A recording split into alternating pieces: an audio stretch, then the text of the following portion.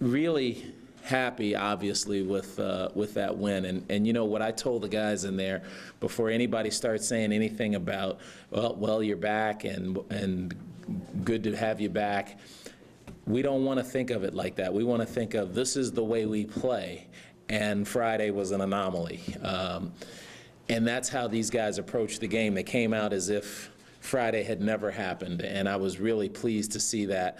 Great team defensive effort, great effort from guys off the bench. If we can get that kind of production off the bench and have that kind of depth, that's going to help us win a lot of games this season. So with that, I'll open it up for questions. Coach, Yep. you just got your 50th win. You're now only 860 behind Coach K. Yeah, right. How does that feel? 860 and I'm 49.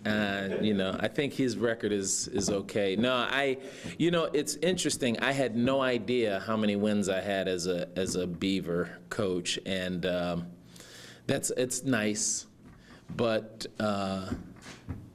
it's not that big of a deal. I mean, it's nice because we won the game,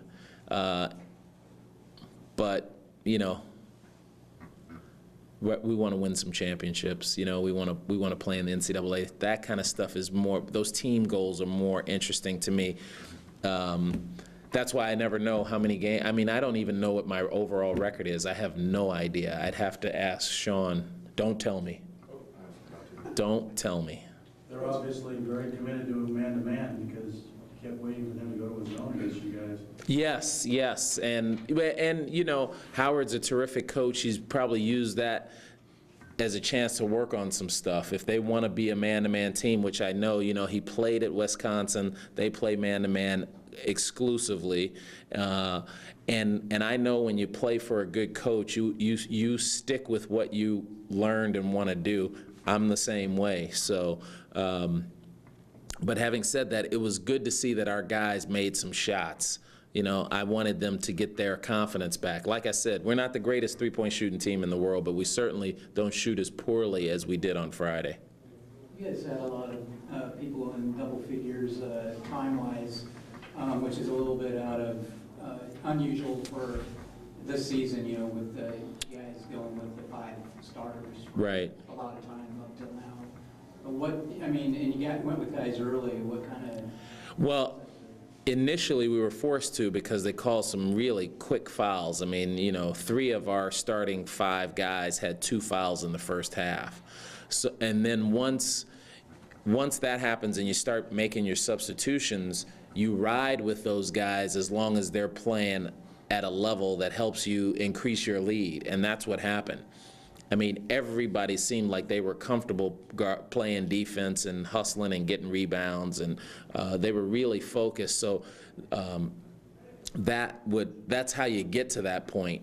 And then when you have a game where you're kind of building up a nice-sized lead, then you let that second team in there to make a few mistakes, and so they can get ready for conference play, because this week is sort of set up to give us sort of a feel for what it's like to play a game, have a day off, and have to get ready for another game. And it also allows you to rest your starters. I mean, it was good that they didn't play heavy minutes. I mean, I think Jared played the most with 24. That's ideal in a situation when you're going to play 2 games in 3 days. You mentioned conference play. How important is it that you have another scorer like Roberto to kind of balance out Jared? It is absolutely necessary if you want to compete with the good teams in this league, because that's what they do. They all have 2 really good go-to guys, and then a third person that may come from an array of different people who can produce.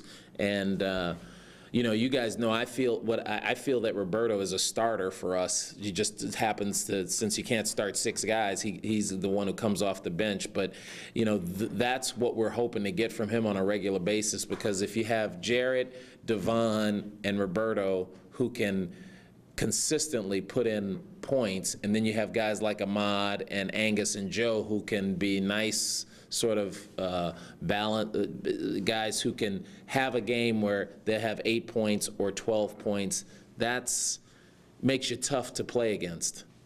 How gratifying was it to see the guys have some fun out there. It was, and you know, I probably left them in a little bit longer than I normally would, especially with the guy in the other locker room who's a good friend of mine.